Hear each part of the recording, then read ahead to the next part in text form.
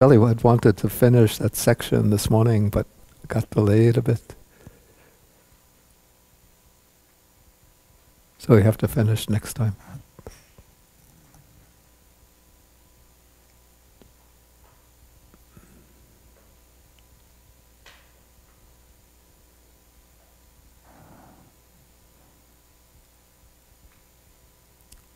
So, any questions?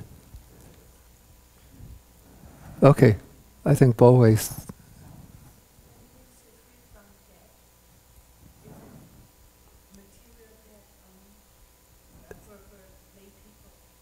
Freedom from debt.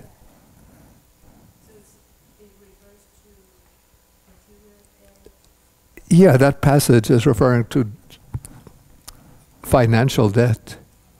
Yeah.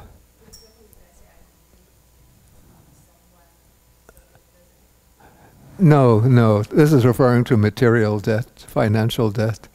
Because even in the Buddha's time, already it started with the class of people called the Sati. These were like the wealthy financiers. They would make loans to people who want to start businesses. Even we find that in the simile of one of the similes for the five hindrances. Suppose a man wanted to start a business and he would take out a loan, then his business would succeed, and so he could pay back the loan as well as the interest. So this is referring to financial debt.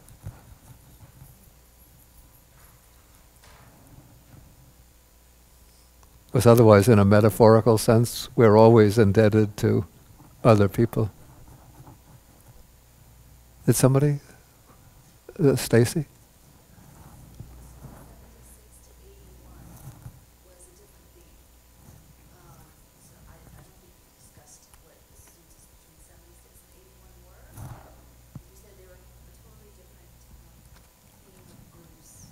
Yeah. I'm slightly curious what the theme is. 76 and 81? Yeah. I think it's oh, you don't see it on the screen.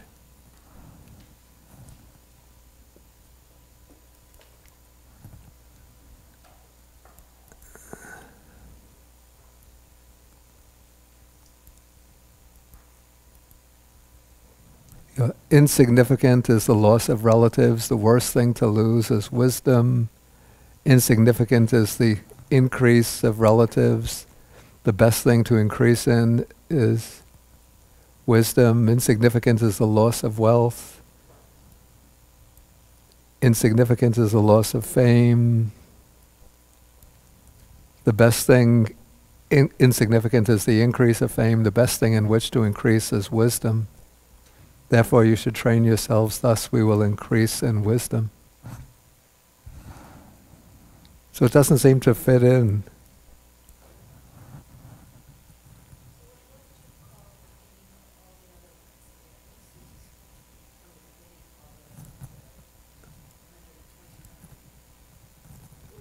This group that we were discussing? Yeah, I called it the factors which are obstructive to wholesome qualities. Yeah, the obstacles to the wholesome and the aids to the wholesome.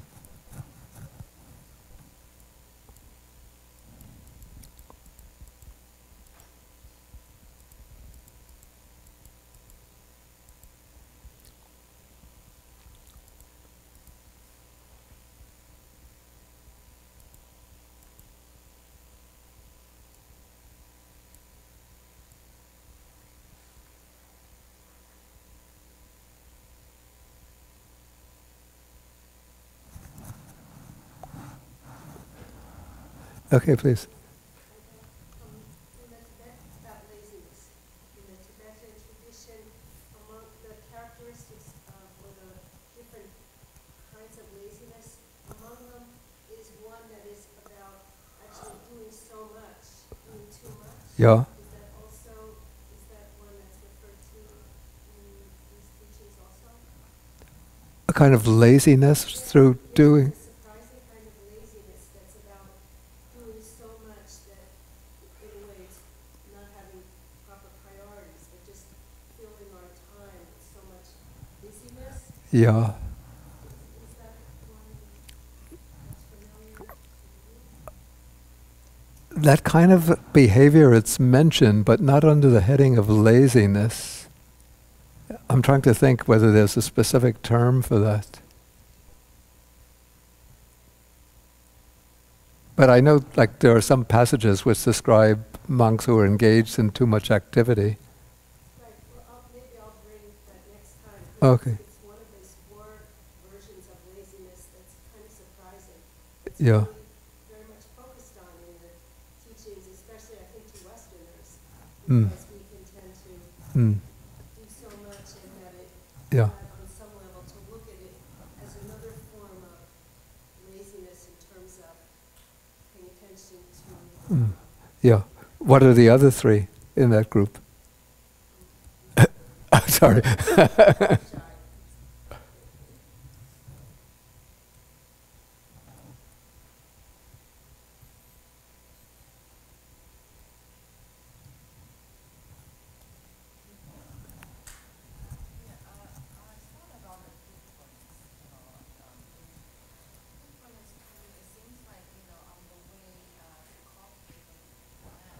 I think it's good if we have the other microphone.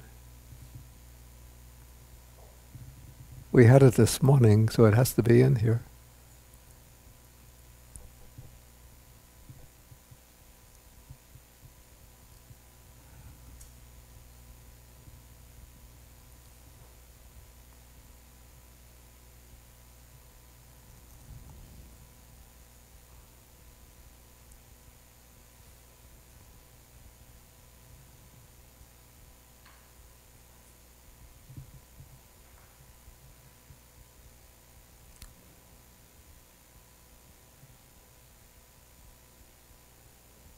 Anyway, you could just try speaking loudly.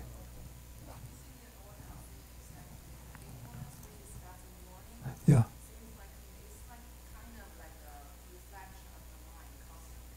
Yeah.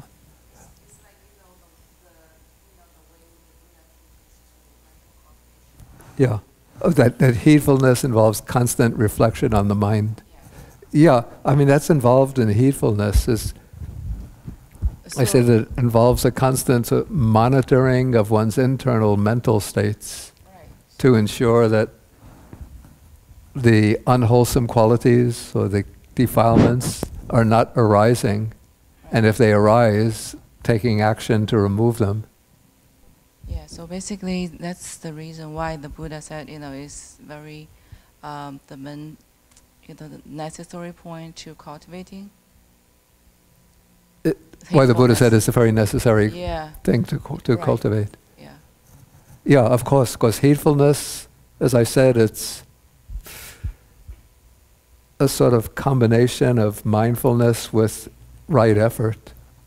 Okay. And so I would say it's mindfulness which makes one aware of one's mind. And also I would say sampajanya, clear comprehension, also figures in this, since it's through sampajanya that one is able to recognize what one's state of mind is. Okay. And then there's effort, the energy factor that enables one to remove the unwholesome states and bolster or strengthen the wholesome states that arise. Right, it's like a mental cultivation, basically. Like a Mental cultivation. mental Cultivation. cultivate. It is Yeah. cultivation. Right. Yeah. Yeah. So okay. Another question is actually the few desires. The monastic wishes. Yeah. I wish I have less desires for the for the fame of mindfulness. And if you think about mindfulness and the solitary and the wise or wisdom, that's actually part of the attainment of fruition, right? Part of the Attainment of fruition. So it's like a characteristic, like you think mindfulness and solitary and wisdom. It's like it's attainment of fruition on the path. So it's not something, itself has few desire. It's actually the the ego, this is my characteristic, not Yeah. actually, the main problem is the ego, not the character of like mindfulness or wisdom or solitary, basically. Those are the good characteristics and good qualities for a person to have. Yeah. But the only thing, this is not something you don't want to desire. The only thing is you don't want to be put yourself into it. Like, it's me, I am mindful, I am solitary, I have more wisdom.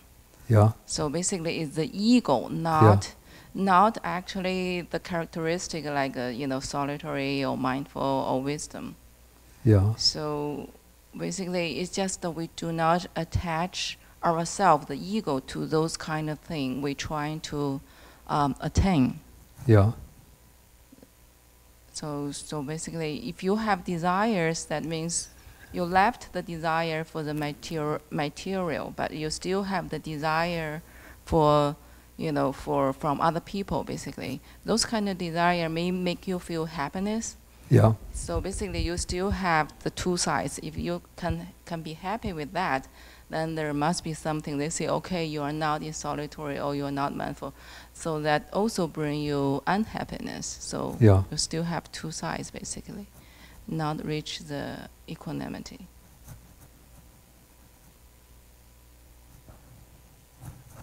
Yeah. Okay. I think, did you have something? Yeah, but we didn't get chance to ask questions last time. So my questions are from last time, but I wait for other people to finish the questions. No, you could ask a question from last time. Okay, I have three. Three? Okay, good. I like to ask questions. The first one, Bhante always said, mano, chitta, and vijnana are synonymous, right? Are synonyms, but just used in different contexts. Yeah, what I say is that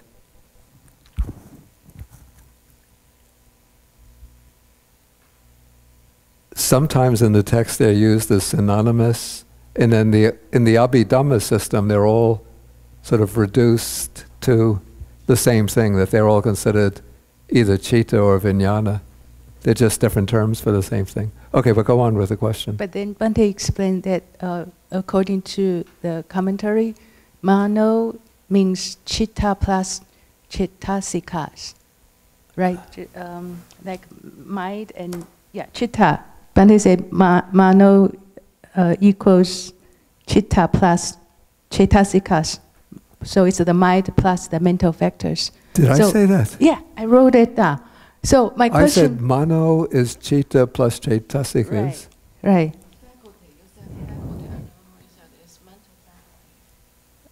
Oh, okay. But, well, my question is, if that's the case, can I render mano as intentional mind?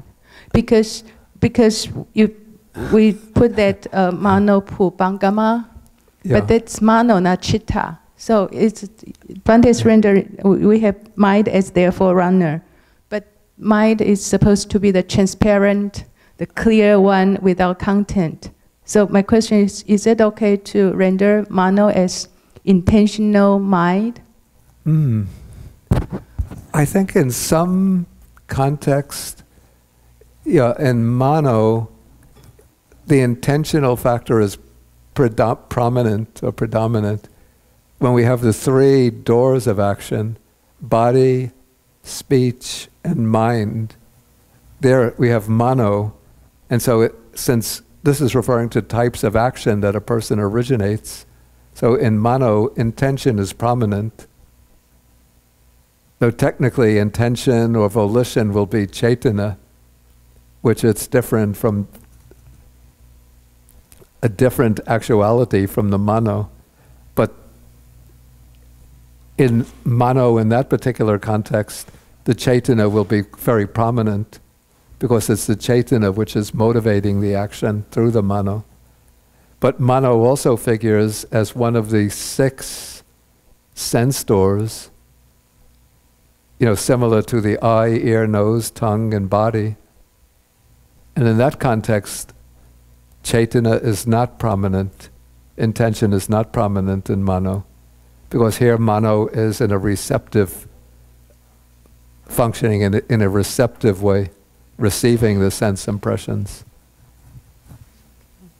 Thank you. Yeah. And another question is, I remember Bhante mentioned karma determines the length, the lifespan. Is it fixed? I mean, for example, the karma that determines the length of this life of mine, is it fixed already? No matter what could I do anything else to change it, or that something happened in the past? Is everybody's lifespan fixed according to Abhidhamma, Theravada's Abhidhamma?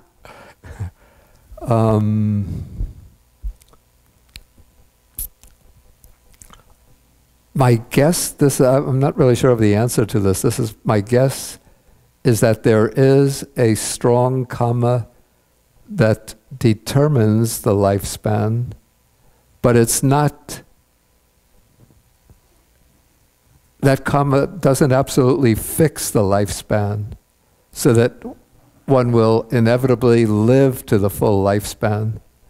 Like I might have a karma, let's say, that determines me for, what should we say? 100? No, thank you. Okay. 85. Okay, I have the karma determining me for a lifespan of 85. So that is my life is, let's say the vitality in my life is directed towards a lifespan of 85. But if I go traveling to a country, let's say where dengue fever is prominent, or a very vehement form of malaria, then I might get the dengue fever or the malaria and die earlier than the lifespan. Or I turn down the wrong street at the wrong time and I get hit by a bullet or stabbed by somebody. But his example is life is shortened. Is there any example that life is prolonged? According to Theravada interpretation. Yeah, this I don't know. That's more important. I think that there could be cases where somebody might have, through the karma that generates the lifespan, this is just my guess, might be directing them towards a short life. Maybe even there is some strong, unwholesome karma which is tending to produce what's called it's a destructive karma, so that if it ripens, the life will be cut off prematurely, so that a person maybe the karma that governs the life, say, is determining them for a lifespan of, say, 80 years, but there's some destructive karma which has the capacity to ripen, and that karma might generate some event that occurs, say, when they're 40 years old, so that they die at the age of 40. But perhaps before that, the person does some very strong meritorious deed, which creates more wholesome karma that can obstruct the destructive karma. And so when the destructive karma ripens, instead of cutting off the lifespan and bringing a death, maybe the person will just be physically injured and maybe have to go to the hospital, and then they recover, and then they can live out their full normal lifespan.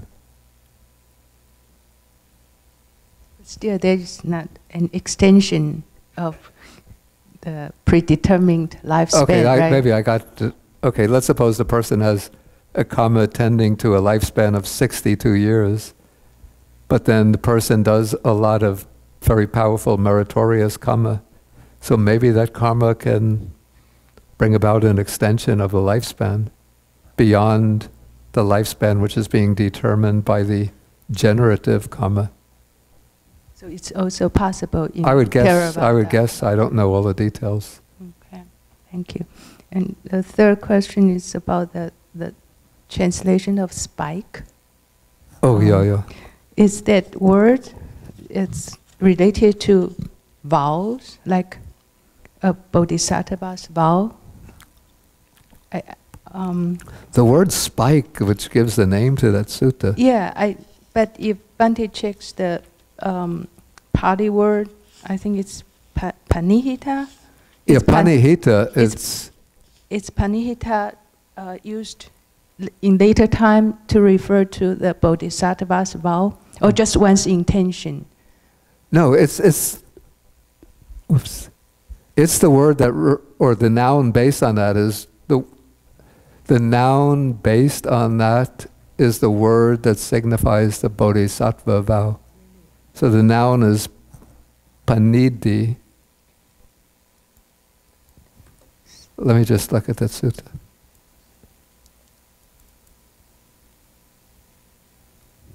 What was the... Oops. It's a Sutta 41.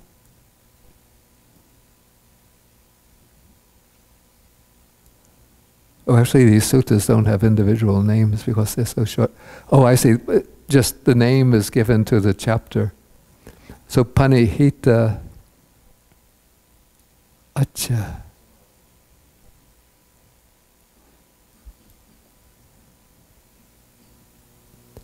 Yeah, the word is panihita. Panihita is a past participle. So this is, we find it here, micha panihita chitena.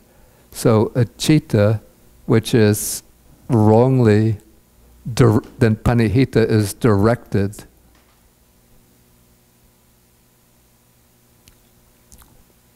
And so one gives a direction to the mind, to the citta, through panidhi. And then panidhi, at least in the Sanskrit, whoops.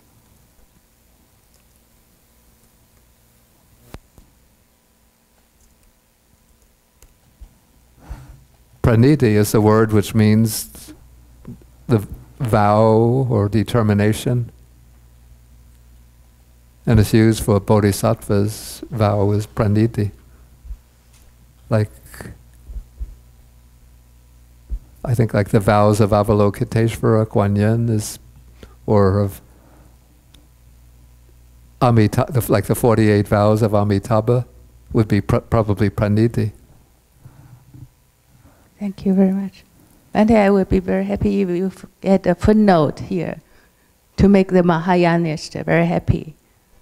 Say I'm again? just joking. Say again? I mean, if we had a footnote here, because in this sutta I won't be able to tell it's that wrongly misdirected. That misdirected mind has something to do with bodhisattva vows in later development. It's just that the word panidhi, it's used, sometimes it's used in a negative sense. It's almost equivalent to craving or desire. Really? In early Buddhism? So it's something that one has to remove. No, it can be used in different senses.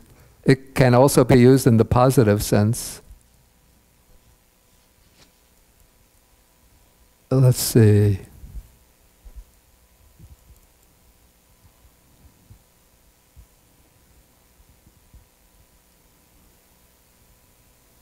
Okay, here's the noun. This is the simile of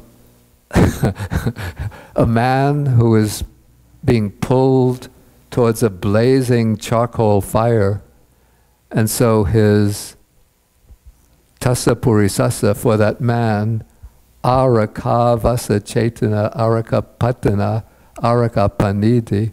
So for that man, his chetana, his volition, his intention would be to be far away, then his patana, it's like aspiration or desire, is to be far away, and his paniti is to be far away.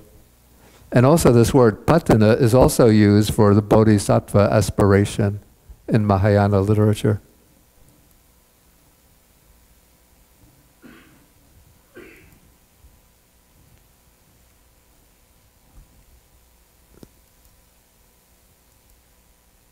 So we have both words. Patana in Sanskrit, I think, becomes pratana. And then panidi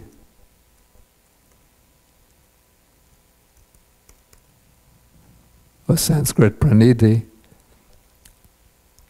So pratana is more like an aspiration, you could say.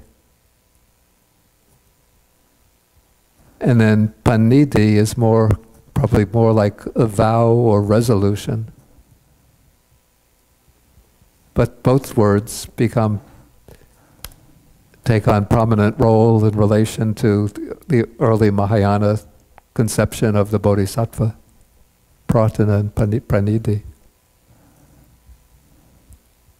Thank you very much. Okay, other people have questions.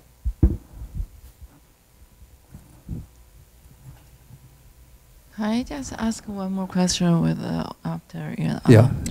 What is the difference between arhat and the bodhisattva? Oh, this is big topic. Okay. An arahat is one who has achieved liberation from the cycle of birth and death, from samsara. So the arahat has eliminated all of the kilesas, the defilements, and then has reached we call the final fruition.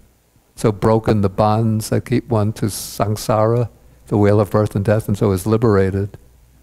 Okay, a bodhisattva is one who is aiming or aspiring to reach Buddhahood. And so the bodhisattva is not aiming at immediate liberation, but instead the bodhisattva, to reach Buddhahood, has to remain within samsara, within the cycle of rebirths, in order to fulfill the paramitas and bring all of the requisites of Buddhahood to completion. Does the bodhisattva has to liberate themselves first? Well, it's said like bodhisattvas will teach the Dhamma and work to and help in many ways to benefit and to liberate other beings. But a bodhisattva, at least according to the classical model, achieves final liberation with the attainment of Buddhahood. And so with the achievement of Buddhahood, the bodhisattva becomes also an arahat. He becomes a Buddha, but also an arahat. So that's why we go Bhagavato Arahato Sama Sambuddhassa.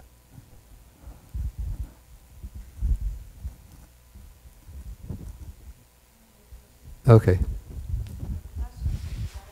I think you should take the microphone. This question is I'm trying to bring into my real life, daily life. You're talking about hiri is a sense of moral shame. And I said that's the way it's often translated. Right. And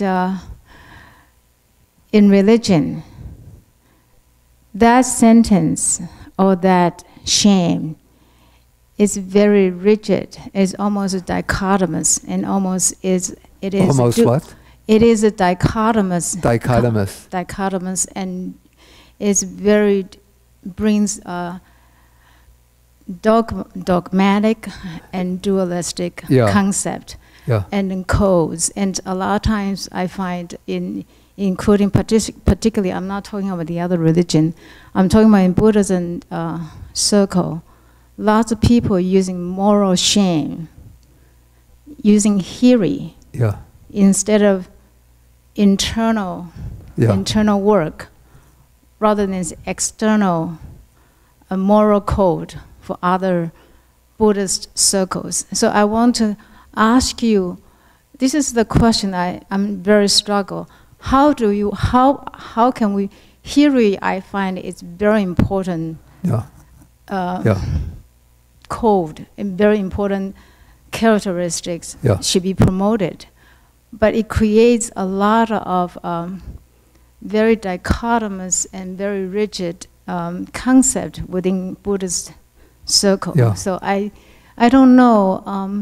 I'm asking Bhante, what can we promote Hiri into a more open and a more I want a concept in a sense everybody can understand, have clear comprehension about this, the concept of Hiri. Okay, so I don't know what this is a question. Yeah. Can Bhante help? Can you explain a little bit more? Code of moral shame. Shame is a. Yeah, I don't. As I said, I don't like the word shame because it's come to suggest. Well, it suggests two things. One is the feeling that one experiences after one commits some transgression. Then it's the feeling that arises if one recognizes that one has done something wrong. And then now, well, as you say, I don't know about Buddha circles since I don't move in those circles so much. But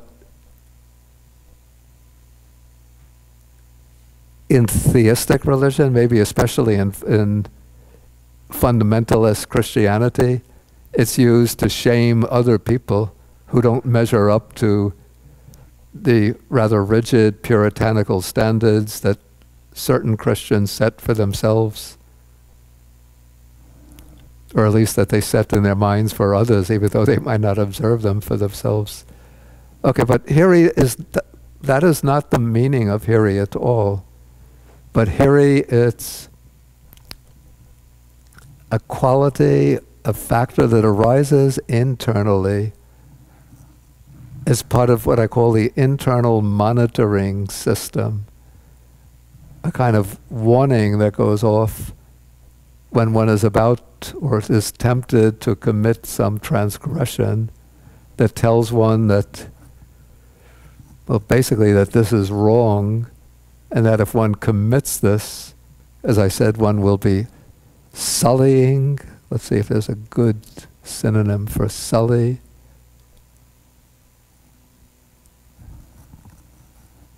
Smearing, dishonoring, discrediting, spoiling. I think tarnishing is good. Tarnishing one's own character. That is sort of beneath one's dignity to engage in that type of action. So I think if one reflects on it in that way, do you consider that to be dualistic or closed?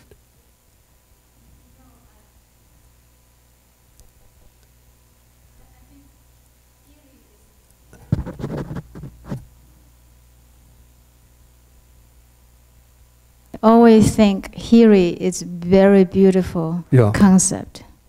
Yeah. And it's so beautiful, it makes me sad to realize a lot of it become a dichotomous or dualistic concept. That's all I'm saying. And so I'm wondering what, Bhante, you can maybe, because you have great resources of a meaning of words. So I thought, is there any better way to create a much richer interpretation of a Hiri? That's all. I tried to explain it the way I understand it. I haven't been able to come up with a really satisfactory translation of the word. So I just go along with the established rendering as a sense of moral shame. But it's unsatisfactory. I mean, that's all I can say. But I did write an essay many years ago. It's called The Guardians of the World. If you search for it on the internet, you put my name, and then search for the Guardians of the World. It's an essay on Hiri and Ottappa. Bhante, we are referring to the paramitas. In my little understanding of Theravada, in Theravada Buddhism, we have what we call Dasa Paramita, which is 10. We have what? Dasa Paramita, 10, Yeah. 10, Yeah. 10 perfections. Then also we have this concept of Arahant, who is at an enlightenment. Then we have the silent Buddha or Pacceka Buddha, Yeah. and the Sammasambuddha. Yeah. My understanding was, correct me if I'm wrong, I think I need clarification myself. The Arahant would have achieved the 10 paramitas. When it comes to Pacceka Buddha, a silent Buddha, he achieves what they call Upaparamita, which is not only attaining the paramita, but at the cost of part of his life or body. Yeah. And the Paramatta Paramita is what the Sammasambuddha attains, Okay. which at the cost of one's own life, they have sacrificed in order to attain those paramitas. Yeah. Now, does that mean that a person who really doesn't intend to practice a paramita, but they can still attain Nibbana? Enlightenment? I didn't quite get the last question. No, we have that in the process of attaining Nibbana, Yeah. I would think that automatically they would have already, intentionally or otherwise, practiced the Dasa Paramita. And therefore the other two. Okay, I think I understand. Yeah, this is referring then to this is a fairly late commentarial conception. Even within the older authorized commentaries of Buddhaghosa, I think the practice of the paramitas is something undertaken by the bodhisattva who's aiming at Buddhahood. But at some point, I don't remember exactly where it develops in the commentaries. Maybe this comes the later generation, like Dhammapala, that anyone who achieves any of the 3 stages of enlightenment is an arahat, as a Pacceka Buddha or Pratyeka Buddha, what they call the silent Buddha, or a Sammasambuddha, has to fulfill the 10 paramitas, except what they say, again this is late commentary, to achieve arahatship one practices the 10 ordinary level paramitas. Then to achieve Pratyeka Buddhahood, one practices the 10 ordinary paramitas and then 10 extraordinary paramitas, based on a more advanced stage of the paramitas. And then to achieve full Buddhahood, then one practices not only the extraordinary paramitas, but the super extraordinary paramitas. And so in this way, to achieve full Buddhahood, one has to go through practicing the regular 10 paramitas, the 10 extraordinary paramitas, and then the 10 super extraordinary paramitas. So these are considered like 30 paramitas in the case of a Buddha. Whereas for arahatship, just 10 paramitas. I don't think in terms of practicing the 10 paramitas, but in my daily life, I suppose indirectly, to some extent, we try to do that. Yeah. We have not perfected it. Yeah. Like, renunciation and other things, we are still attached to so many things around us. So, but even though it's, we don't practice it as, intentionally as saying, I'm going to do this. Yeah. I can still attain Nibbana, I believe, is it? Oh yeah. One doesn't have to think about, I'm practicing the paramitas. Yeah, okay. But just if one Have done it in the process. Yeah, especially like if one is cultivating, say, the 37 Bodhipakkhya Dhammas, but also as a basis, one should practice giving or generosity, and then sila as the foundation. for that. And then the other paramitas all sort of mature in the process of cultivating even to 37 bodhipakkhya dhammas. Like we have in the Theravada scheme, renunciation, wisdom, energy, patience, truthfulness, resolution, loving kindness, and equanimity. And so actually, when you look at the paramitas, you could see that they bring together qualities that are to be developed in, say, ordinary life, day-to-day life, and then qualities that are developed especially in the meditative life. Okay, I think maybe enough discussion for today. Okay, so we'll end again with 3 half bows to the Buddha.